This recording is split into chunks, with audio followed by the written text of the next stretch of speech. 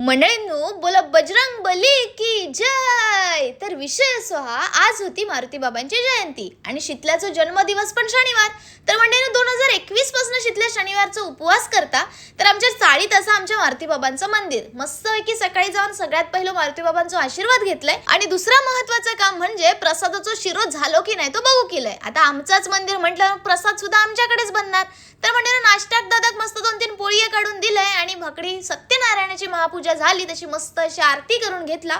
आरती झाली तसं घराकडे येले, वाईस ग्लासभर ताक पिले कारण आज पण लेकराचं होतं उपवास. तर मंडळींनो, आता काकीकडे प्रसादाचं शिरो खाऊ गेलेले, मस्त प्लेटभर शिरो खाल्ले, अगदी मंत्रमुग्ध झालंय आणि घरा गेलाय. म्हणून ह्या बापड्याचे दिवसभराचे हे तिसरे कपडे आहेत आणि माका भंगला तो एकदा कपडे बदलूचो पण वैताग गेलो. विषय कसो हा, आता कपडे बदलून जाणार कशासाठी आहे म्हणणार एक जोक. मंडळींनो, निस्ता जोक जाऊसाठी कोण नवीन कपडे घालता, पण दादान झाला वांडरासारख्या आता येऊ नको, चांगले कपडे घालून ये. मग काय हकडे इले, मंदिरात भाविकांची लाईन लागलेली होती. पण माझं लक्ष आहे ना, आता आपलं लक्ष थेट जेवणाकडे, कारण उपास सोडूचो ना. मंडळींनो, आपलं मंदिर असलेल्याचा अजून एक फायदा आहे, लाईनीत धावायचं लागत नाही, कारण मॅनेजमेंट मध्ये पण आपलीच माणसं, जेवण वाढणारी पण आपलीच माणसं आणि सगळीकडे आपलीच माणसं. तर मंडळींनो, थेट आतमध्ये शिरलाय, काकांका भेटलाय, काकांनी झाल्याने तगडी काकीकडे जा.